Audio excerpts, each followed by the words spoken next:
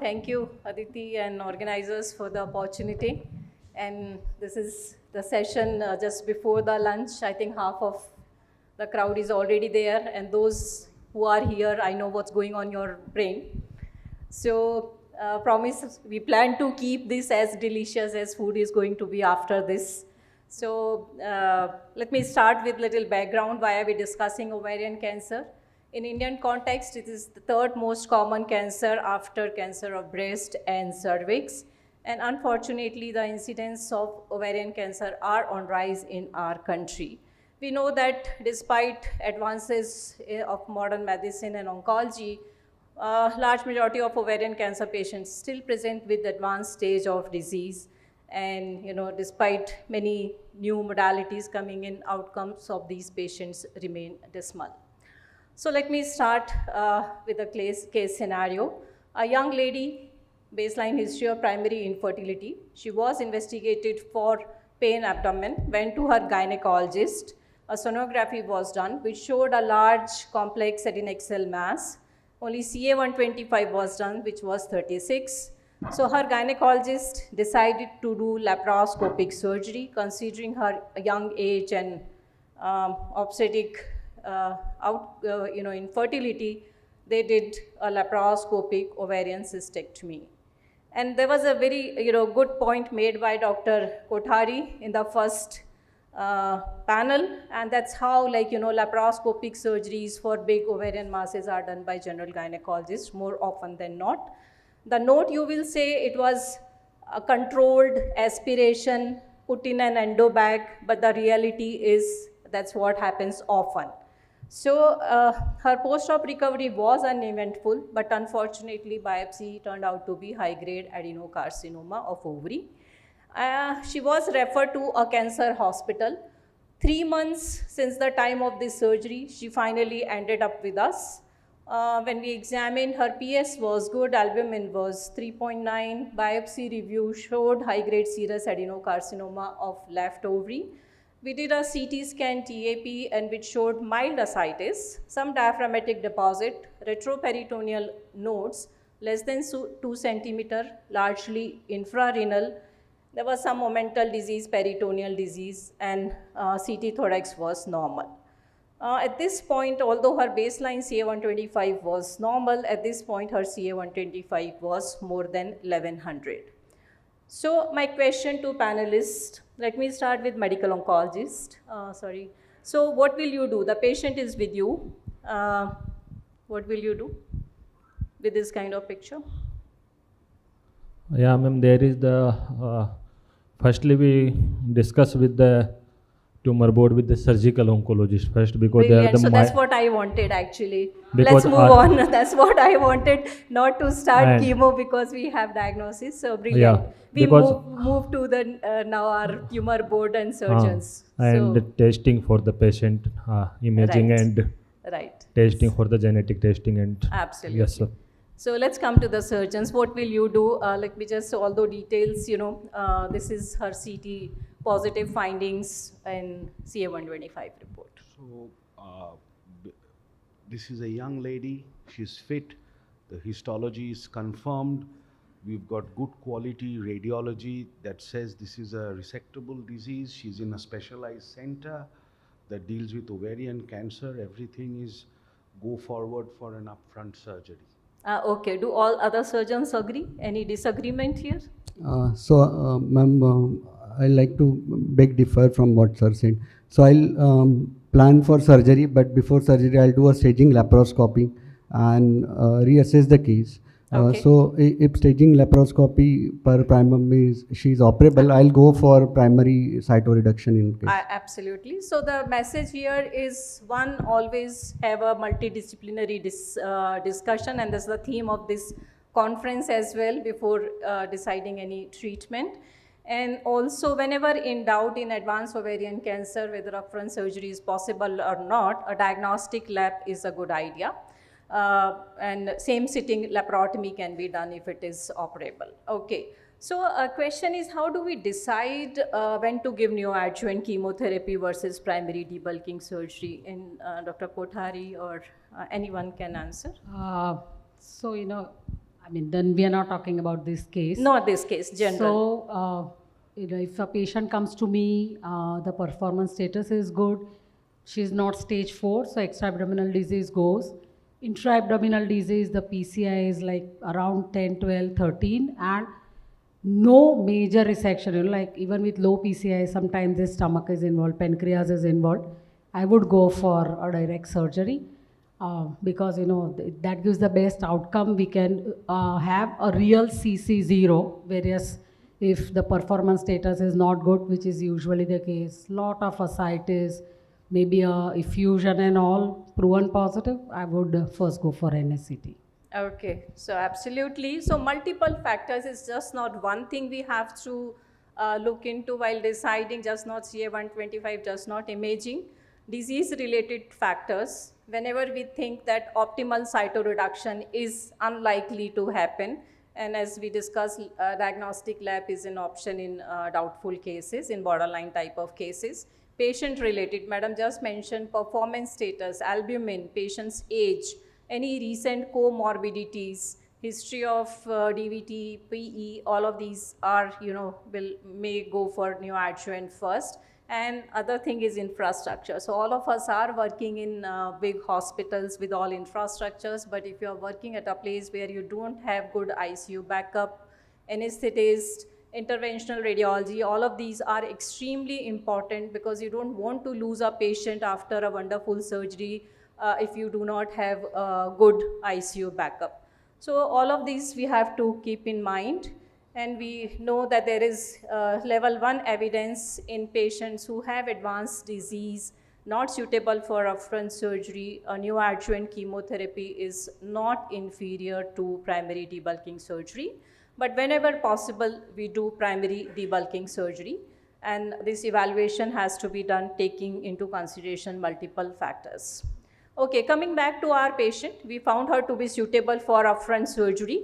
We did optimal debulking surgery to no gross residual disease. She had disease at diaphragm, peritoneum, etc. And since nodes were enlarged, a retroperitoneal lymph node dissection was done, complete RPLNT.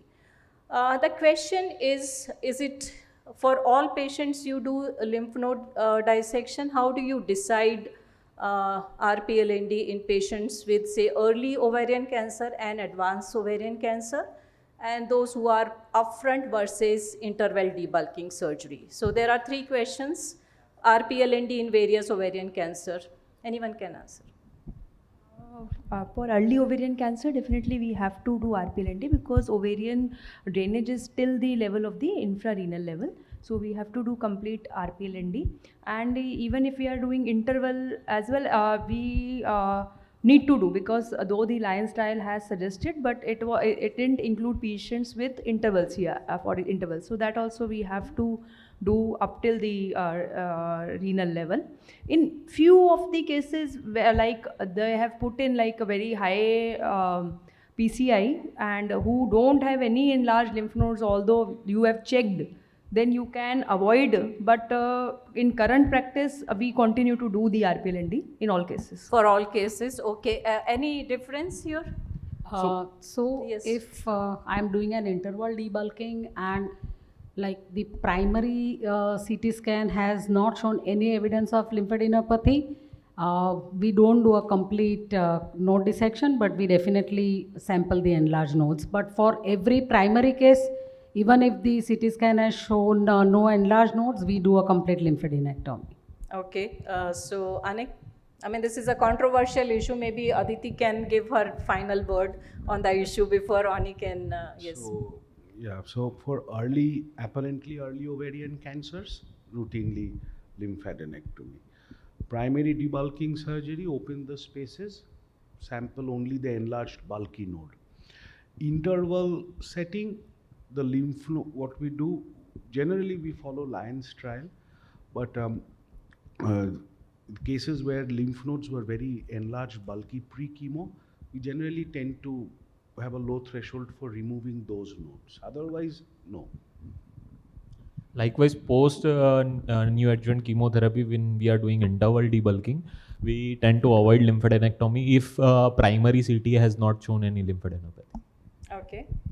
So we also follow the Lions trial. The only thing is that many a times when there is a high disease burden in the pelvis, you will find the pelvic lymph nodes involved secondary to that pelvic peritoneal disease. So in the interval debulking, in the interval cytoreductions, I'm very particular about the pelvic nodes because we've done a radical surgery and the patient has failed in the nodes. So at least the pelvic nodes, para-aortic, like Dr. Anik said, follow the Lyons protocol. So, assuming I'm part of the tumor board, if I disagree with every one of you, the reason is two. One, what you showed, the way surgery was performed, itself means that there is some peritoneal seedlings which has already happened. One. Second thing is, all the trials what you have shown, none of these trials have shown that primary debulking surgery is superior to NSCT. And the third thing is HIPAC, which is now coming, ASCO 2025 recommendation. It helps only in interval debulking. It does not help in primary. So if I am achieving all three, why should I go for surgery first? It is as simple as all the trials which are non-inferiority, in that the time of surgery, there is no surgical detail, but all was done. The non-inferiority trials for interval versus primary debulking. The median duration in all these trials is 2 hours. So maybe some surgeons will be doing great CRS in very less time, but in 2 hours, how many of us believe we can do complete CRS in 2 hours? So if Dr. Aditi is saying no, so we accept. In 2 hours, no one can do the complete surgery. So if the surgery is not complete, like अगर कोई लंगड़ा आदमी चल रहा है, तो वो भागे जाए चले तो स्पीड तो सेम ही होनी है. So point is the surgery was enough. We are talking of in tumor board an ideal situation. See, that way if you see, I start talking about NCCN guideline, first line principles of surgery. A gynec oncologist should perform the surgery. How many times in India a gynec oncologist performs the surgery? Second, R0 resection, what we claim. MSKCC have come out that R0 resection in their center is 60%, 63%. In India, everybody claims. Last 1 year, 4 panels I have asked gynec oncologists, everybody has said 80 to 90% R0 resection. So if we start talking on those tandems, we will never end. My question is, why should NSCT, when we know already the tumor perforation has happened, in ovary and in colon, ma'am, if you go back to your reports, where the tumor perforation is there, the chances of recurrence are very high. Okay, so can I just say that trials included patients where they thought that upfront surgery may not be possible. So whenever as a surgeon we feel that upfront optimal cytoreduction will be possible and it will not cause huge morbidity to the patient, upfront surgery is preferred. We are not saying that every patient with disease spread should go for neoadjuvant chemotherapy. Not every patient should undergo primary debulking surgery, and that's why tumor boards are so important, so that surgeons and medical oncologists can sit together and discuss and decide. So I want to say we have the TRUST trial now. It was just presented in ASCO that shows that primary CRS does better. We still don't have the full publication, but that is the latest randomized trial that's showing primary CRS is better. As surgeons, we don't want morbidity. We want the patient to start chemotherapy in 4 to 6 weeks. So when we are not sure of that, we would give NACT. Right, so it's a joint decision. And trust what Dr. Aditi mentioned, its early results suggest maybe in select patient primary surgery is better than interval debulking surgery. Okay, coming back to the issue of lymphadenectomy. So if we look at the risk of lymph node metastasis in early stage serous, it could be as high as 23%, or 1/4 to 1/5 patient will have lymph node metastasis. And in early stage, it is recommended as part of staging, because if nodes are positive, stage will be upstage to stage 3A. But in advanced stage also, it could be 40 to 60% nodal metastasis. But what is important to know, this Lions trial, which is a well-conducted randomized trial, and what they looked at patients who are undergoing upfront debulking surgery, there were no enlarged nodes on preoperative imaging or intraoperative assessment, and when optimal cytoreduction could be achieved inside the peritoneal cavity, they were randomized into either systematic lymphadenectomy or no lymphadenectomy. And that's a very interesting thing. If we just look at pathology report in this study, 56% patients who had lymphadenectomy, actually nodes were positive in 56% patients. So if you just say that, oh, 56% nodes positive, but what is important, it did not translate in either PFS or OS benefit, and that's, I think, quite understandable and logical, because ovarian cancer patients, they largely fail in intraperitoneal compartment. And in this, because after aggressive surgery, adding another lymphadenectomy, radical lymphadenectomy, it led to many more complications. So as a result of this trial, the recommendation is when nodes are not enlarged, and if you are doing primary debulking surgery, a routine systematic lymphadenectomy is not recommended. If nodes are enlarged, we have to remove enlarged nodes and do a systematic lymphadenectomy. What about interval debulking? So there isn't really level 1 evidence, but many studies have shown, again, if nodes are not enlarged and they were not enlarged prior to chemotherapy, removing normal nodes really doesn't give any survival advantage in interval debulking surgery. Also, I wanted Aditi's views on this, whether what is your practice, especially if you are doing HIPEC. I know many people would say that some of these patients, they fail in retroperitoneum. So I don't know, do you routinely remove all lymph nodes or selective lymphadenectomy? How do you decide? So we do a pelvic lymphadenectomy in patients undergoing interval cytoreduction, because I've had failures in the pelvis, and when there is high burden of pelvic peritoneal disease, you are very radical on the peritoneum and you ignore the lymph nodes, but para-aortic as per Lyons, because that is what causes the major morbidity. So this is your own recommendation. So I think if you are doing lymphadenectomy, I would do pelvis as well as para-aortic. Lymph node dissection in ovarian cancer, knowing that they can fail anywhere in yes, you want to make Ma'am, just to think, like Lyons is only for primary. So this is not a randomized trial. No, so these are yes, retrospective. I heard it wrong or whatever. Like for interval, we don't have any data to avoid the complete lymphadenectomy at yes. present. So we do not have level 1 evidence. Yeah, for primary, yes, for primary we have the Lyon trial. Yes. But maybe I heard it the opposite. So no, so Lyons was in primary setting. But in the primary setting, we, as a practicing gynec oncologist, when these ovarian cancer patients have been operated outside and there was no peritoneal disease, but the omentectomy was done, supracholic omentectomy was done, and the nodes were not touched, we find that the patient comes within 12 to 18 months with only nodal recurrences. So in primary setting, I mean, I am not a lot into all these trials, but I believe that in primary setting, when you are not sure about the nodal status, so you must do a complete lymphadenectomy. Mixing up little bit. Primary setting is this one. You expect actually nearly 20% patients to have node positive disease, and these are the patients who had THBS, so omentectomy outside nodes were not addressed.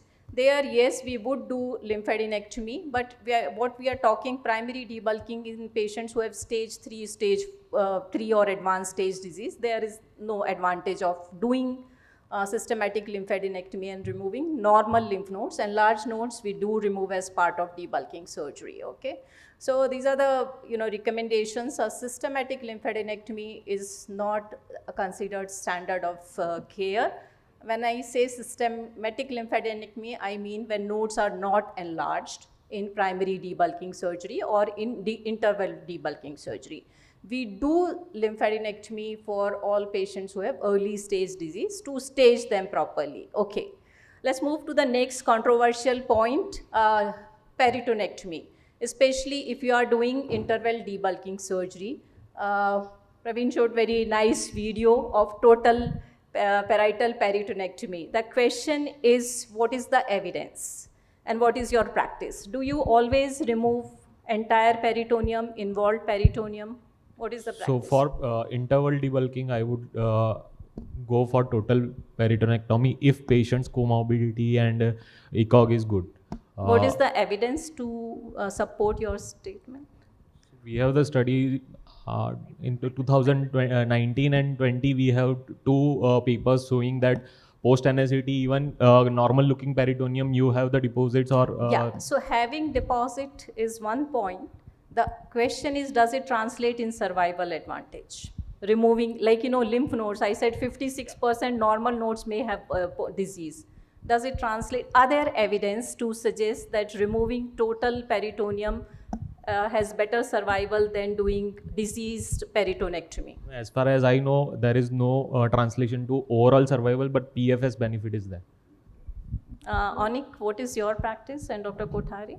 And maybe you can also make a comment. So the discussion, just that I understand clearly and to everybody, is that the discussion is in an interval setting. Interval setting where there is no grossly visible tumor nodules, where there isn't any. So we're talking about generally normal looking peritoneum. No, we are talking about there is some disease seen. Some disease. And rest of the peritoneum is normal. So your practice total peritonectomy or involved peritoneum removal? Yeah, so we do a total peritonectomy, and majority of this time the peritonectomy specimen comes positive for disease histologically. There is PFS benefit as per the papers that have been quoted, and the overall survival depends on many other things as well. Crossover, pharmaceutical drugs that are being used, whether HIPEC was given or not. There are a lot of factors, but generally it goes with common sense that if the disease is there, one should remove it. No, that's what. So, and I think this controversy is other sides also, like breast cancer. If you have a 5 centimeter lesion initially, after NECT, if it has become 1 centimeter, do you still remove the entire original, or do you just remove what is after chemotherapy? So I don't know, and there isn't really any evidence suggesting that removing entire peritoneum, normal as well as abnormal, as shown in the morning in the video, that we remove the entire parietal peritoneum, as really gives into. I'm not saying that we don't remove peritoneum. We do remove whatever is diseased peritoneum seen. The question is, and the other point is, whatever you are removing, you are just addressing parietal peritoneum. What about visceral peritoneum? So if we believe in removing peritoneum, and there is no way to remove the entire visceral peritoneum, which is also at risk in ovarian cancer patients. So this is a controversial topic, yes. I am medical oncologist, ma'am, Yeah. but one thing in the topics, there are the role of HIPEC also in We this will come to interval that, yes. cytoreduction, ma'am, because there are the partial, one paper shows there are total peritoneum, but there is no, this HIPEC therapies are less for the paper. Okay. In So, fact, if I remember in the interval cytoreduction. correctly, Sugar Vega doesn't recommend, and he's supposed to be a master or final word in peritoneal surface malignancy and HIPEC. So I will quote Aditi's work. They have looked at, and I think Aditi is in favor of doing total parietal peritonectomy, and their early or small trial results, single arm prospective study showed that there were fewer platinum resistant recurrences, but again it won't consider, I won't consider it as level 1 evidence. Maybe we need further studies to look whether we should remove the entire peritoneum, or we should remove only what looks abnormal after chemotherapy. Maybe the answer to this is, what is the morbidity at your center if you are doing total versus selective, and what is the percentage, as like sir said, even if it is looking normal in interval cases, it will be positive. So like common sense, if it is positive, it has to be removed. In primary cases also, believe me, the subphrenic peritoneum looking normal, if we do total parietal peritoneectomy, many a times it is positive. Normal looking peritoneum. So if you believe at your center, the morbidity will be the same if you are doing total versus selective. If you So remove please- even, visceral peritoneum, that will also come positive. Are you removing visceral peritoneum? but that will increase the morbidity. So answer is morbidity, whatever you are doing. And the concept is the ovary cancer is totally different from breast or others because it is a surface spread. It is बहुत ही अच्छा character है कि it will spread from one point to the second, from momentum to subphrenic and then to the paracolic gutters, then to visceral. So we can help the patient, minimal morbidity, maximal benefit at your center. So take your own decision. Does BRCA mutation change these decisions? So BRCA mutation, I don't think it will change the decision, but patients who are BRCA mutants are more sensitive to chemotherapy. We expect more responses in this decision, no, and there is in really level 1 evidence or a recommendation to do total parietal peritoneectomy at interval debulking surgery. It may be individual philosophies, but there is no level 1 evidence. And also to say that your pathologists are finding, you have to send normal and abnormal peritoneum separately. If you send the entire bunch together, there are some areas which are abnormal looking, those will come positive, unless your pathologists are taking 1 centimeter from the entire peritoneum, which I don't think any pathologists Madam, do. sorry, one last comment to end what you have just said is that the concept and evolution of doing a total parietal peritoneectomy amongst the surgeons here in this room, and also many who have adopted in India and across the globe, has come through these pathological studies. So Aditi and a lot of us in the Indepso group have been involved in these pathological studies. We have sent normal peritoneum, we have done a systematic total peritoneectomy, and we have found that even in normal looking peritoneum and peritoneum which show only scar tissue as a response to neoadjuvant chemotherapy, in 30% of cases, we have given bigger treatments for lesser numbers. This is 30%, which is very, very significant in terms of oncological I agree clearance. that, but the only thing is we have to show survival benefit. Yes. That is the hardest endpoint to achieve. If you do a randomized trial, partial versus involved versus normal, and see survival advantage and morbidity. So in the first retrospective study we did, there was a bigger benefit in OS, and you are right, we have to do a RCT or we have to show a prospective comparative study where there is a survival benefit, and for this we've designed the Torpedo 2 study. We just started recruiting patients in it, and it's sort of designed as an observational study where you do what you are doing. Because we cannot randomize patients to less versus more surgery. Centers that are doing selective will do selective, centers that are doing I think the best total, would be so to do a proper randomized trial with 1:1, because then there will be a lot of selection bias if we do what we are doing and just make that as total versus. Anyway, let's move on in the interest of time, and this is why I spend little time here. It's a controversial topic. Guidelines do not recommend total peritoneectomy. Involved peritoneum, yes, we have to remove. And other point I will again highlight that what we are doing is just removing parietal peritoneum, complete or whatever. The main chunk of the peritoneum is visceral peritoneum, which if normal, I don't think anybody would remove visceral peritoneum normal looking. Okay, let's move to the next point. Our patient who underwent primary debulking surgery, would you counsel and offer her HIPEC? Quick, we just have 11.28 minutes remaining So, here.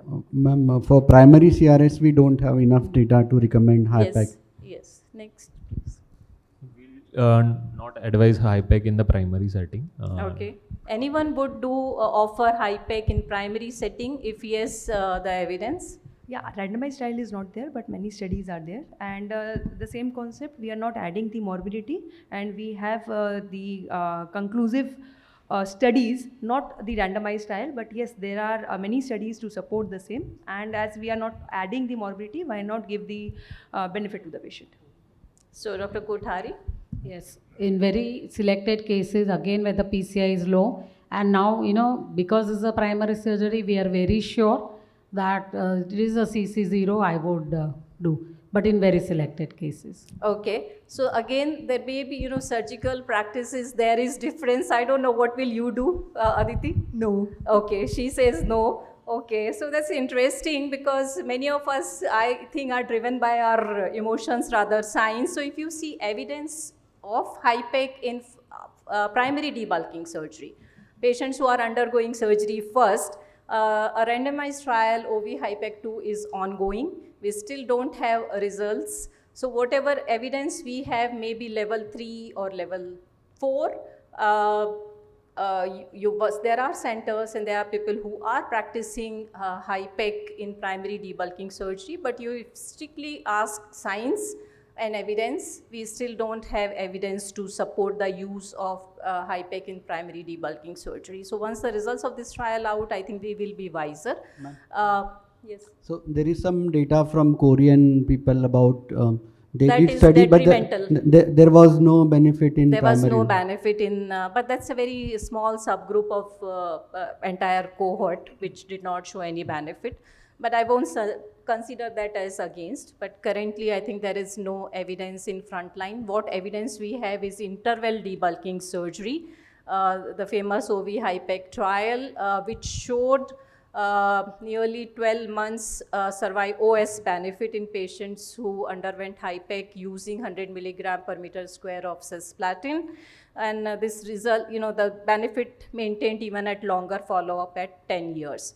And as a result, we know that NCCN has included HIPEC as one of the options if we want to in patients who are undergoing interval debulking surgery after neoadjuvant chemotherapy. In fact, this, HIPEC, they say even stage 4A, if there is complete response in pleural effusion, although these patients were not included in HOVI HIPEC trial, but NCCN has included. So my quick question is, do you think you will give neoadjuvant chemotherapy to patients who are upfront operable, just you want to practice HIPEC and be evidence-based? No, okay, okay. That's good because I heard some, some surgeons would say they want to give neoadjuvant so that they can do HIPEC after chemotherapy as per this OV HIPEC trial.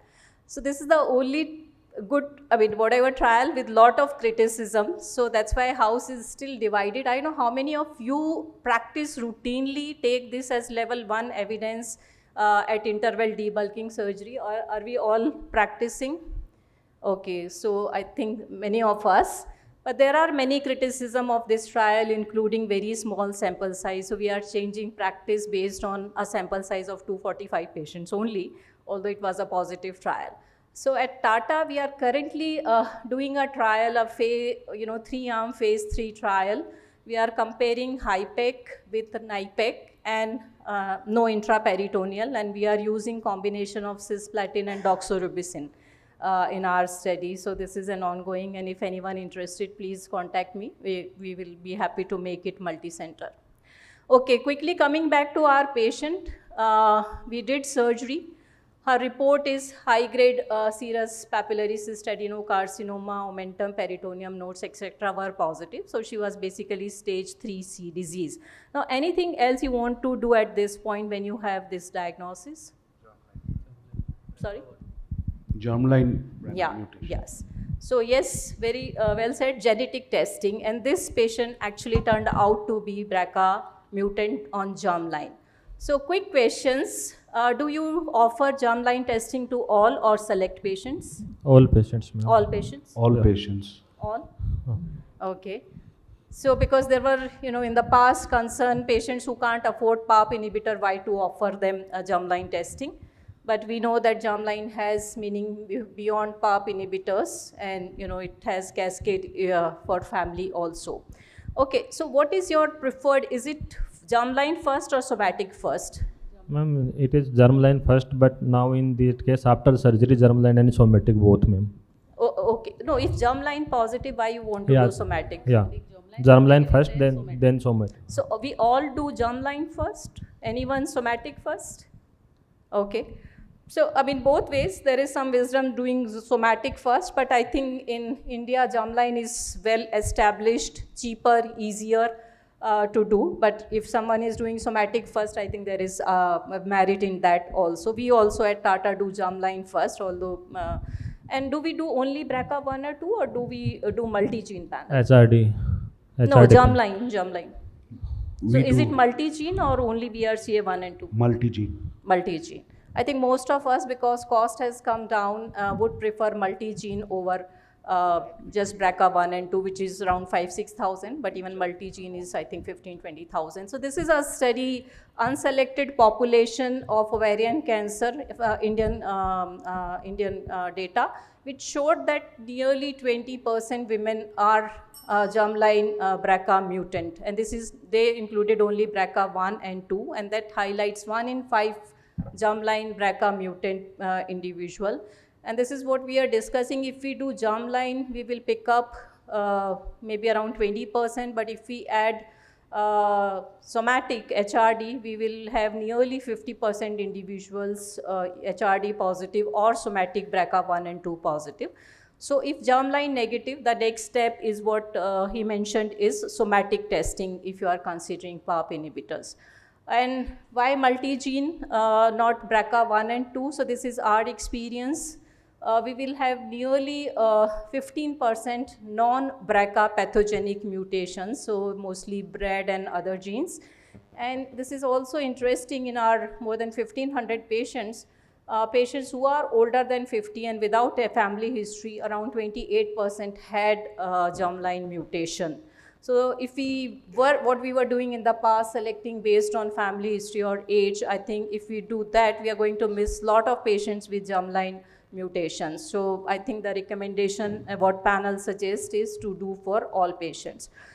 Quickly, what adjuvant you will prescribe to this patient who underwent surgery? We did not do HIPEC because we don't believe in doing frontline currently. There isn't good evidence. Fourth option, ma'am, chemotherapy adjuvant first for the patient, and patient is positive, so they are solo one trial according to their olaparib maintenance therapy for the patient. Okay, so I think you are the only medical oncologist. Surgeons have any opinion here? Dr. Vora, you want to say something? I know how much time. I think Viraj will extend 5-10 minutes more. Come on, Viraj. No, audience should remain. We'll be there. We are learning out of this. So, sorry, before I answer that, for this individual patient or any individual patient, if you have only two, so I select HRD first, because if HRD is positive, germline is going to be positive. That is one. Second thing HRD is germline or HRD is somatic. Somatic, You do a somatic HRD. Yes. If it is positive, for this particular patient, you don't need any other test. For family counsel and all that, you can talk about later. But for a particular patient, you don't need. My second question here, when you ask to select, if we are doing primary surgery, then if you do HRD positive, and germline negative, assuming this particular patient was germline positive, matter ended, then you can't select solo one because they included only BRCA1 and 2. Although Sudeep Gupta's meta-analysis, if you see everybody... I'll come to that. Yeah. I'll come to that meta-analysis if Dr. Viraj allow. Last point, before you close the panel, I would like to ask you a question. In OVPAC trial, BRCA positive had no benefit on HIPAC. So do we take that into consideration? It's a subgroup analysis, yes, but I think the explanation is these patients anyway are highly chemosensitive otherwise also, so HIPAC may not be, even that's same for GOG 172 study. So the benefit in BRCA mutants were not so much. So yes, what you were saying was HRD will pick up 50. If you do HRD first, that's also a correct approach. As I said, it's individual philosophy. And But if it is HRD... it is for the primary side, primary surgery. In ovary, there are the many cases are advanced stage first. So we go for the NECTs and then we normally done the germline first for these patients. In these patients, there are the somatic first is also applicable for these So patients. I think one very important point here is if we are giving neoadjuvant chemotherapy, generally we rely on ascitic fluid only to get Yeah, the ascitic fluid diagnosis. cytology is But there. if you want to do HRD, maybe a good idea to do biopsies before chemotherapy, because in our experience many times we don't get HRD reports results properly because patients have received If you want to neoadjuvant select, chemo. Paula, one type of this thing, Yes, you sir. have to do a biopsy and HRD on it. HRD No, first. otherwise So also. I want to stir up the medical oncologists a bit. Why would you why would you apply Paula 1 to this? It's Not a good this patient. cytoreduction. Yeah. Okay. Okay. If germline mutation, no Paula 1. No. Okay, let's come to that. Paula only for the advanced stage patients, ma'am. If we give bevacizumab in neoadjuvant setting only. So, I think no crosstalk, please. It's Solo 1 included patients who had either germline or somatic BRCA1 and 2 only. Okay, while Paula 1 included patients who had, without having BRCA1 and 2, only HRD. So if you see this trial slide, we are going to basic again. So this is germline BRCA. This is somatic BRCA. But there are other patients who won't have BRCA mutation, but they will be HRD because of other reasons, right? So, sorry. So if you want to give PARP inhibitors to patients who have only HRD and BRCA negative, then you have to use Paula 1 protocol, because Solo they did not include HRD positive and BRCA negative patient. Yes. So rucaparib is yes. So rucaparib, or if you want to use olaparib, it has to be in combination as per evidence. Although I think people do use olaparib also in HRD only, although there is no study. Okay, so quick question, how do you choose PARP inhibitor in your practice? Is it one we have already discussed, cost, toxicity profile, or? Cost is also issue, and mainly the olaparib, the cost is the issue, not an issue. In the rucaparib is also not there. But rucaparib is, olaparib is well tolerated than the rucaparib. Mostly Yeah, we use the olaparib more and rucaparib in the less indications like HRD positive SERCED, because toxicity is more with the rucaparib. Okay, Dr. Viraj, what will your practice? How do you choose? We do olaparib because we've been using it for a long time. But in a negative status, then we have opening another box. We have niraparib and rucaparib for a negative status. But for positive, we still stick to olaparib. Right. So these are 5 trials in frontline maintenance with PARP inhibitors, including various olaparib, rucaparib, niraparib, and velaparib, etc. And all of them have shown benefit in patients who are BRCA mutant or HRD. HRD was not included in Solo 1. This is what Dr. Viraj just mentioned. Do we use PARP inhibitor in HRD negative? So patients are BRCA negative, HRD negative. Look at the evidence. If we talk only about P value, there is in 2 trials, Athena Mono and Prima.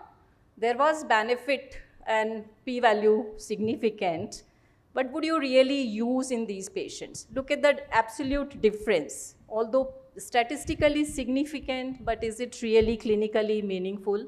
And this is our meta-analysis done by Dr. Seema Gulia, and someone mentioned about Dr. Gupta. So that's the thing, as a clinician, we have to think, do we really want to use this toxic drug, although there is no really good benefit in patients who are HRD negative and yes. Okay, let's extrapolate that to this. That's a good idea. Okay, quickly. Coming to our patient, we started, she was germline BRCA mutant, R0 resection, no HIPEC done. She was put on olaparib, tolerated well for 2 years. What will you do? When to stop? For the maintenance only, there are the 2 year, yeah, ma'am. 2 years maintenance, yes. Yes, I ma'am. think in frontline maintenance, 2 years. 2 if year there is only. no disease, if there is some disease, then you Yeah, can then there is a continue stopper. for longer duration. Okay, she was fine for another 24 months. 2 years after stoppage of olaparib, she was fine.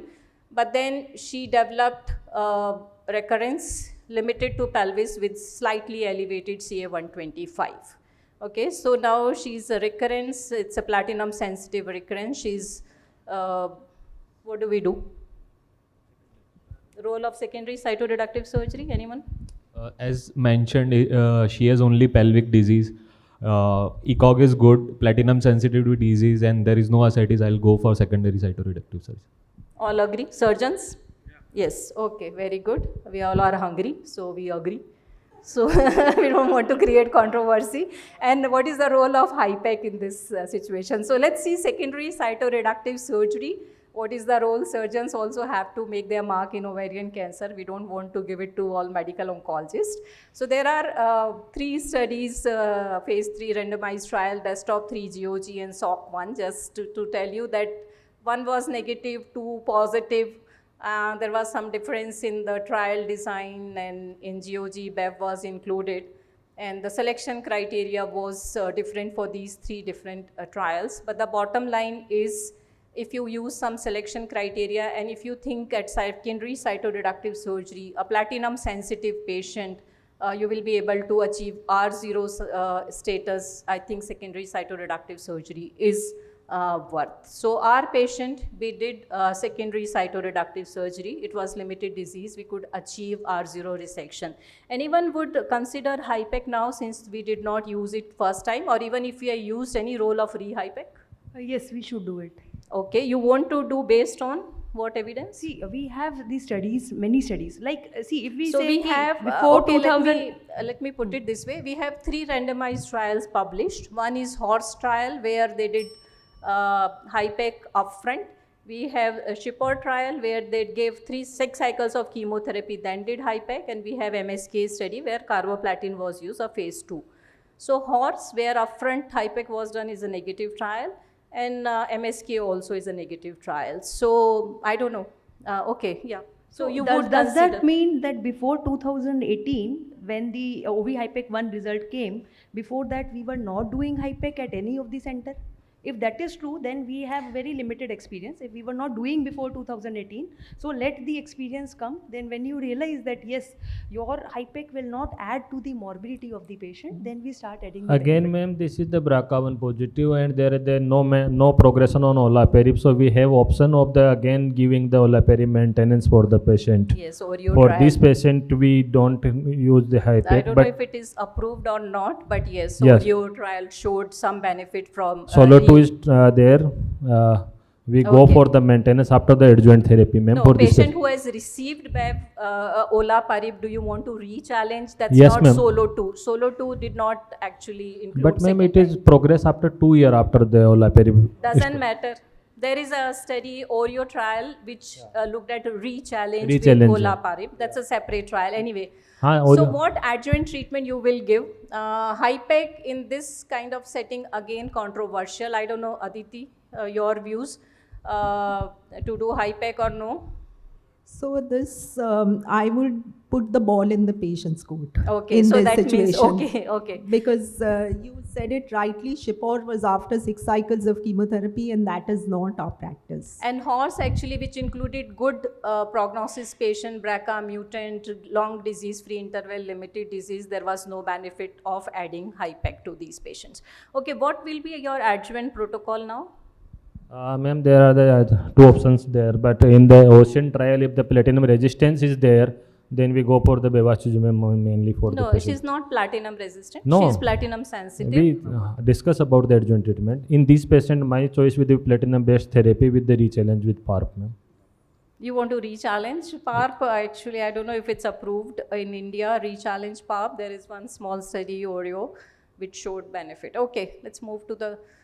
we actually gave her gemcitabine and carboplatin, 6 cycles. We could have And re-challenged ma'am, with again- paclitaxel and carboplatin also, but she had some neuropathy, so we changed to gem carbo. Yes. Okay. She was fine for 16 months, but again she developed some peritoneal disease. We gave her PLD and platinum because again she was platinum sensitive. There was partial response, some tumor remained. So what do we do now after 6 courses of Bev, platinum, PLD? This is third line chemo she has received. Then there is a role of ma'am, and now NGS and newer agents are there for the patient. If What the do GC you is want good. to do? Sorry? If GC is good for the patient and patient not surgically, then there are the chances of the No, she's not a candidate for surgery. Yeah. So do we do anything or we just wait for disease to No, progress? ma'am. MSI testing. They are the testing Okay. for the NGS also and MSI also for the at that point for the patient. You want to consider immunotherapy if it is Yeah, MSI? So MSI positive. consider it is MSI negative because she wasn't actually we did initially. Yeah. Then there are the option if the NGS is also negative. Then there is the option of mirvetuximab is there. If the HER2 Any- positive there. Okay. Then So there is the any therapy. personal experience? No, sir. I miss, With- sir. I miss one patient, sir. One patient. So of course before that you need to do testing, folate receptor, which is only companion diagnostic. You have to send sample to their lab. FGR, to get- ma'am. FGR. Yes. Fibroblastic. And how receptor. much is the cost It is around, ma'am, 60,000 around, ma'am. for one cycle? No. No, testing. Test, yeah. Test cost is 60,000 and Yeah. the drug cost? Mirvetuximab, ma'am. I don't know, ma'am. Okay, so it's name is so difficult. 9 lakh around, ma'am. Oh, I have okay. no experience. Okay, so patient has to and family has to decide. Okay, unless there is reimbursement. So anyway, so I think yeah, these are the options: oral metronomic chemotherapy or ADCs. Currently, they are very expensive, but maybe in a near future we will have. And there is good evidence, especially mirvetuximab in folate receptor positive patients. Not maintenance, right? Relapse. I mean, she has After third line, sir. after third line of Third. chemotherapy. Immunotherapy, I think very limited role because most patients do not respond to. Because in the MSI high or MMR high, there are around 15% patients These are are there. generally either endometrioid type or Yeah. clear cell maybe, but Yes, ma'am. typical. So I think with this is a typical natural history of ovarian cancer. Yes, please. Ma'am, just the character of the cancer is so good, it is still recurring on the surface. It is still peritoneal. Right. So why not total instead of selective parietal peritonectomy when it doesn't add to morbidity?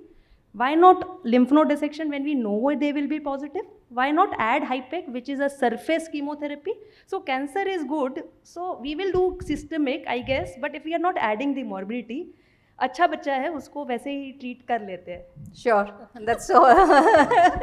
Okay, so I think with this we will end, and actually management of ovarian cancer has become very, very challenging. Every time you have to discuss in a multidisciplinary team, and it's just not surgeons, medical oncologists, but you need pathologists, you need molecular biologists, and whole lot of team, and also social support because and palliative care, not to forget them, to involve early on in the management of this cancer. So with this we'll end, and on behalf of all my panelists would like to thank the organizers for giving us the opportunity. Thank you, very ma'am. much.